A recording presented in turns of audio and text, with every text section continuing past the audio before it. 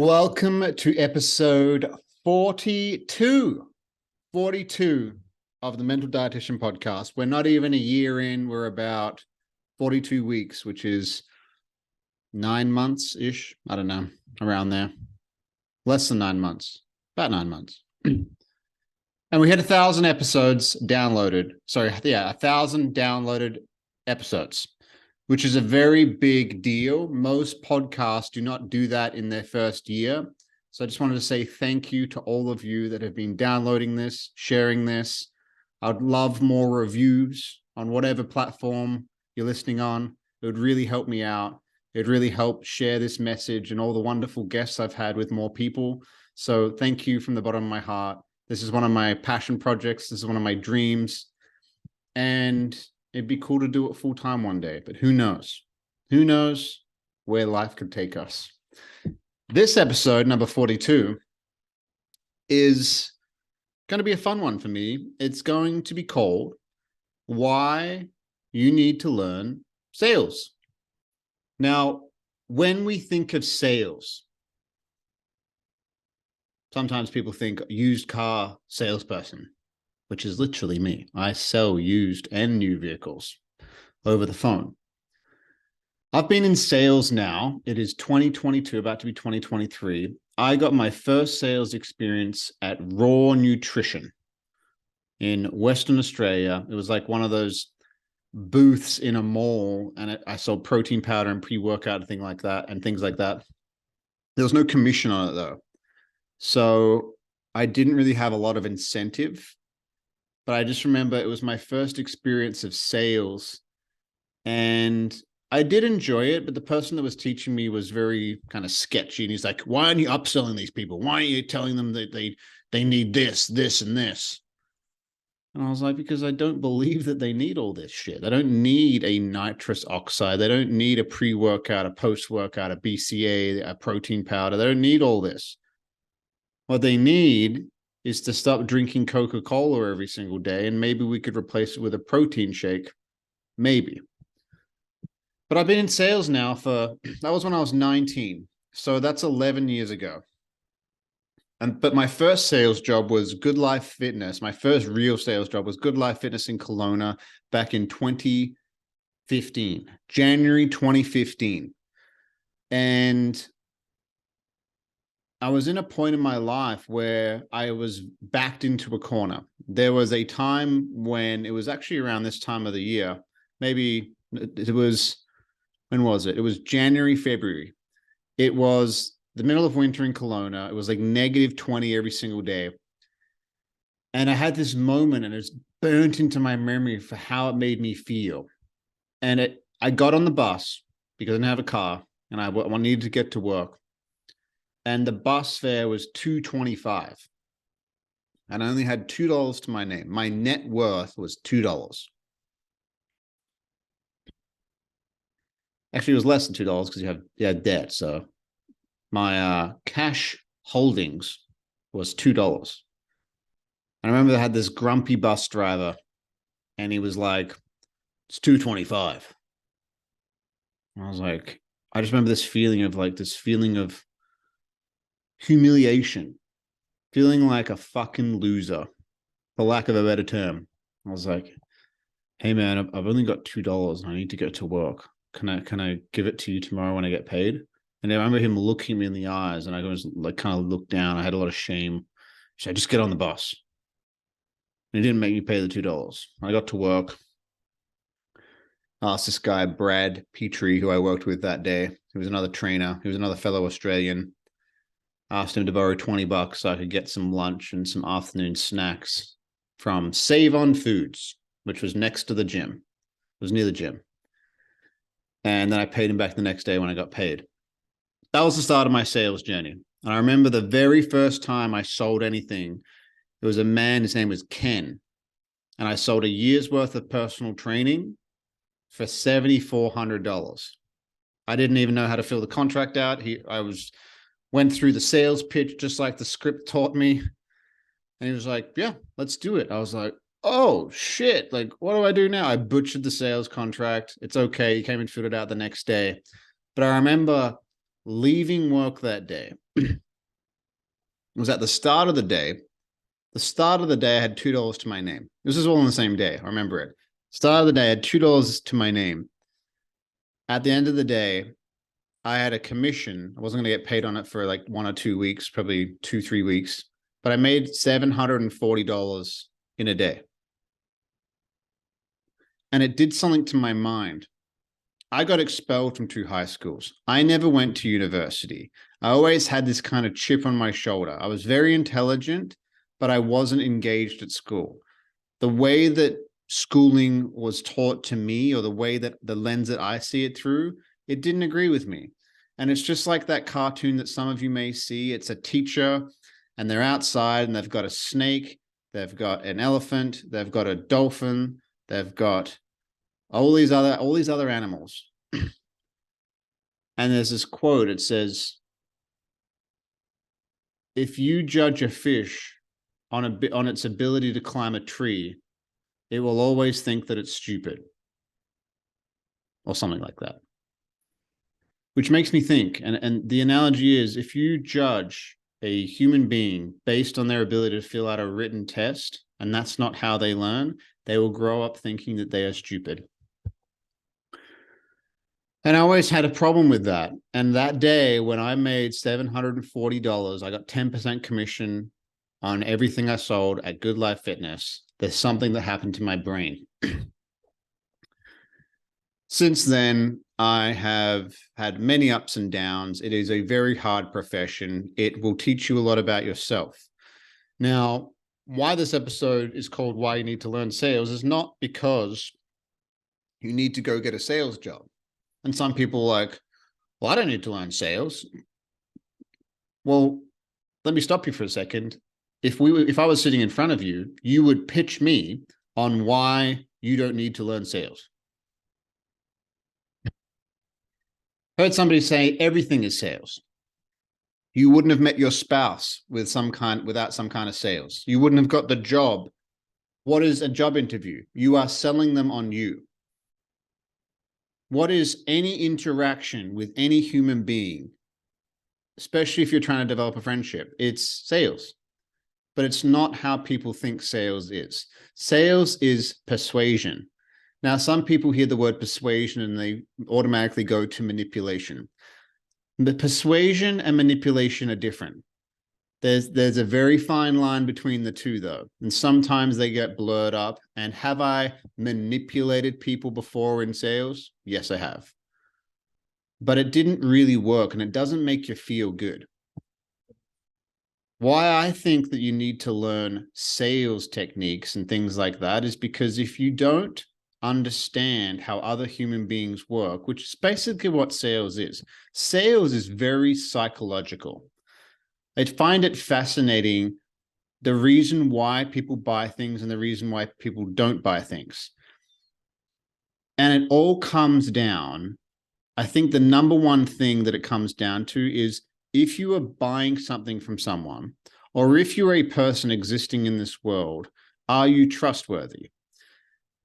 And if you don't trust yourself, and if you are not a trustworthy person, you have no integrity, I don't think you'll be good at sales long term. I know people that make a lot of money every single month, but they don't have any return customers. They don't really get referrals. So if they want to make a career out of sales 10, 20, 30 years, it's going to be hard. They got this burn and churn mentality, which is, in my opinion, the wrong way of going about it. It's the wrong way about going about life. It's kind of like this, may the bridges we burn light the way mentality, which is a terrible mentality. And a lot of people live their lives like that. But the skill sets of sales, I think everybody should learn, which is, how can I connect with this person? And it really comes down to communication. How can I communicate what I'm feeling and what I'm trying to say in a way that this person receives it the same way that I'm communicating it? What is communication?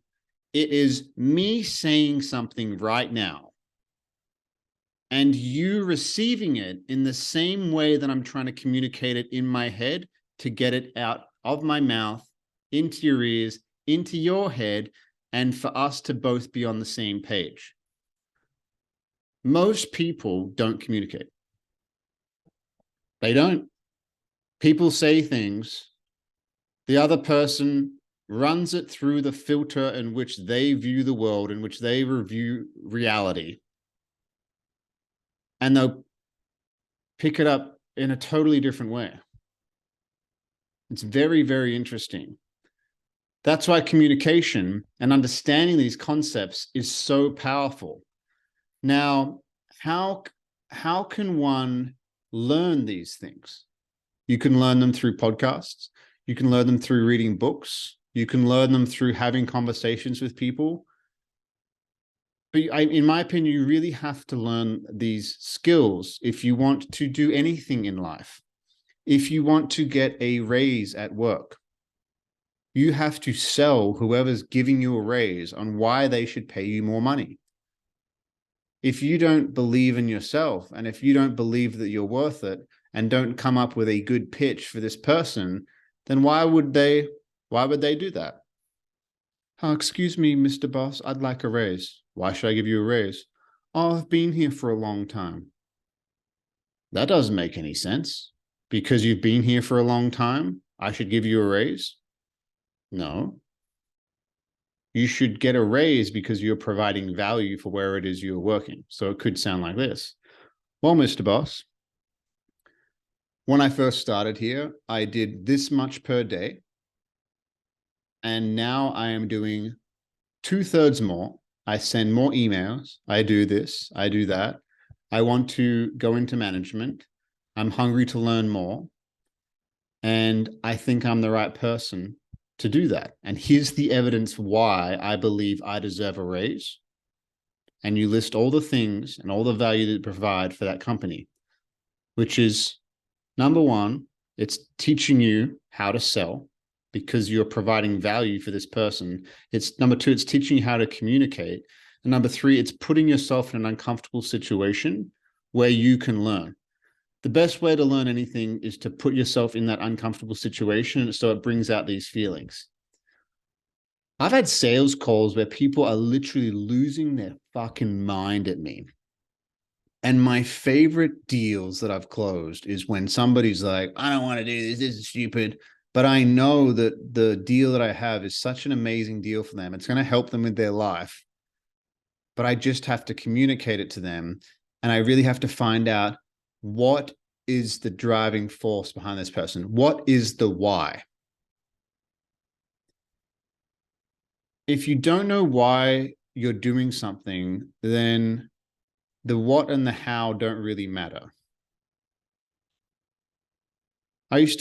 When I first learned how to sell, I would sell personal training. Personal training was $300 a month. That's a car payment for most people. And people will be like, I can't afford that. And one of the things I would say is like, we can't really afford not to. Well, what do you mean? What kind of car do you drive? Oh, I got a Toyota Camry. Cool. How much is the payment per month? $350. Okay. You are going to live in your body longer than you are going to have that car. So why would you spend more money on a car than you would on your own health? I would ask that to people, and it was very direct and it was very blunt, but it was coming from a caring place, especially if they were really overweight and especially if they couldn't see why they need to do it. And I remember asking that to people, and people would be stumped and they'd be like, that's very true. I've never thought about it like that. But if they don't have a why of why they're at the gym, then I can use all those sales tactics and all those one-liners, but it's not really going to help them make the decision for themselves. So the most important thing for any kind of situation is finding an emotional reason why somebody wants to do something. And it could be in your relationship. It could be whatever. It could be with friends or family. If you really need somebody to do something in your life and you want to communicate that with them, you need to figure out why it could benefit that person and what kind of value it could provide for them. Because if you don't, then it's not going to work. So find the why. One of the best books that I've ever read is Simon Sinek. I think it's, what's it called? Something why. If you just type in Simon Sinek why, you'll find it. That's one of the best books I've read about developing and understanding why the why is so important. The second book that I believe everybody should read, it's not necessarily a sales book, but it's more of a psychology book to really understand how people work. It teaches you why somebody's name is so important. It teaches you why making eye contact with somebody is so important. It teaches you why shaking somebody's hand is so important. Basic things that all of us understand that make sense, but maybe we haven't been taught why. If I just tell you to do something and you're like, okay, why? Well, why would I do that? If I can clearly communicate to you why, just like I'm trying to do right now, I am currently pitching you on why I think you need to learn sales processes, because it will benefit your life in every single way. It'll make your life better in every single way. Why? Because you'll know how to navigate certain conversations with people when you go to buy a vehicle, when you go to buy a house, when you go to do anything. If you are just so unaware, people will take advantage of you, whether you don't know it. You won't have enough of a backbone to kind of stand up for it. And all of this is why I think you need to learn sales. So the second resource after Start With Why. Start With Why by Simon Sinek. That's what the first book is. Second book is How to Win Friends and Influence People by Dale Carnegie. I think his name, Dale Carnegie. That book, I think it's almost 100 years old. The concepts don't change. It just reminded me of this kind of funny saying. Methods are many, principles are few. Methods always change, principles never do. That book's 100 years old. It's full of principles of how to communicate with other human beings. I think that a lot of this world is missing how to communicate with other human beings. I told them. It's like, well, did you tell them in a way that wasn't alienating and wasn't harsh and abrasive? Well, I think so. They should have just listened. No, it doesn't work like that. Because if somebody had that mindset towards you, you wouldn't want to hear them either. So that's number 2. Number 3 is The Go-Giver. The Go-Giver is an amazing, amazing book. It's a story. It's not nonfiction. It's a fictional story. It's a great little book.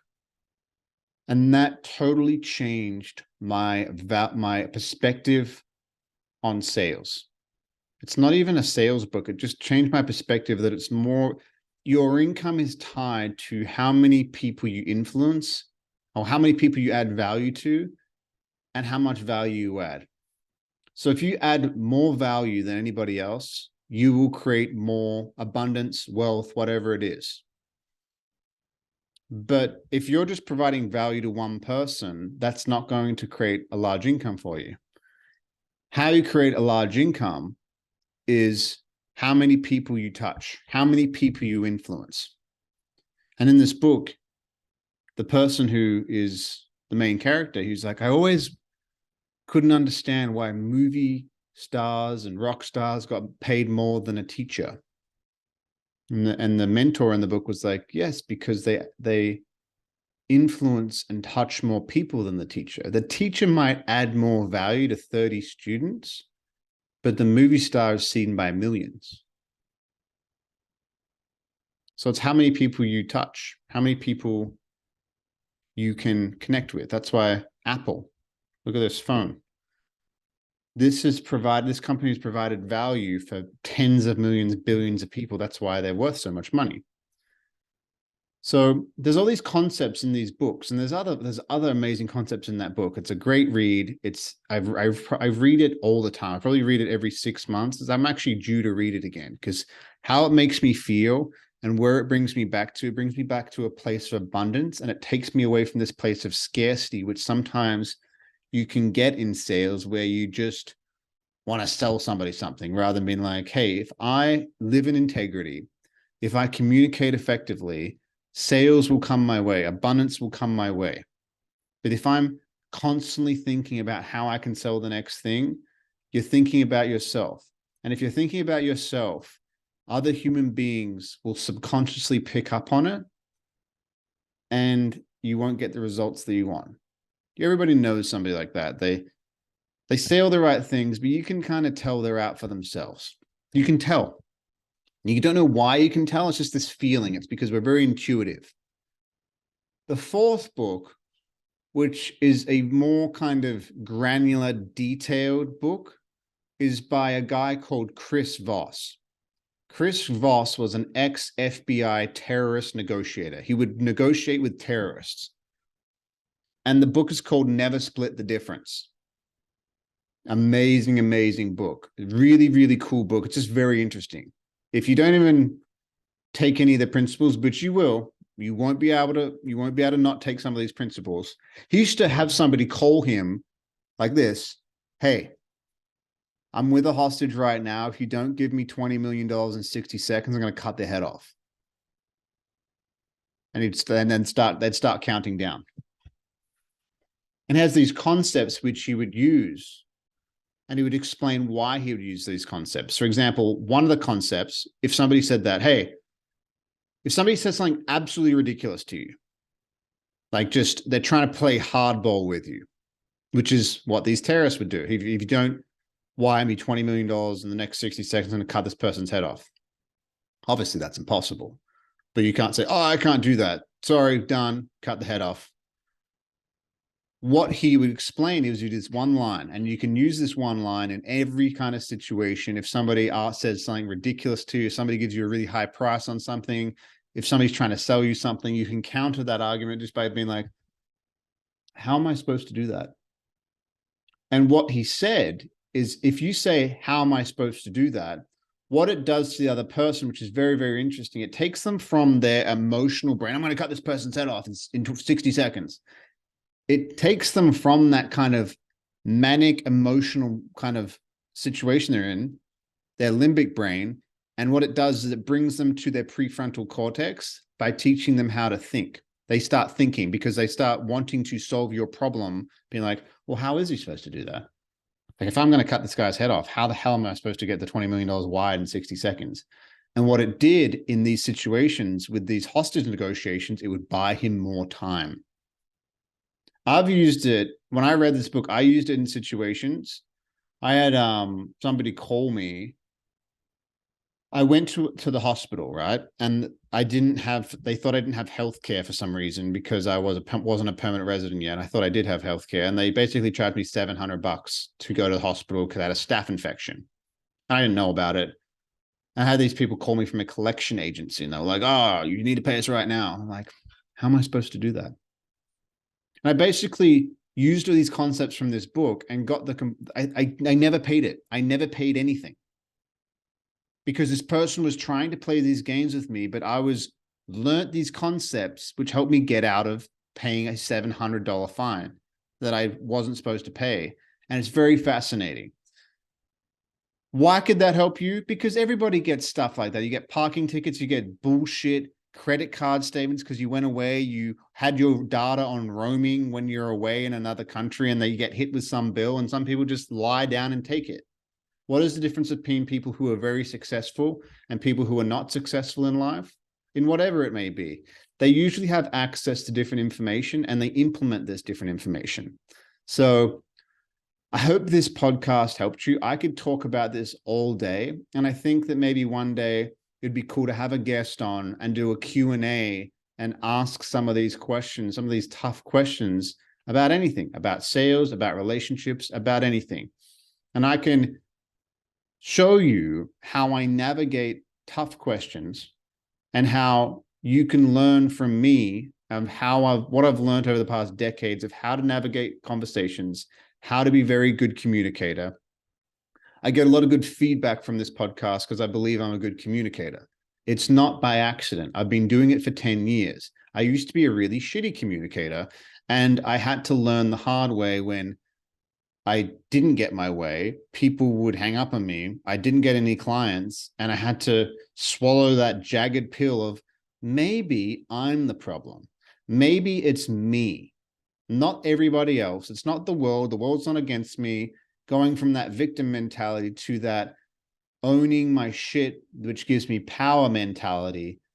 And that's what sales taught me. And that's what learning some of these concepts can teach you too.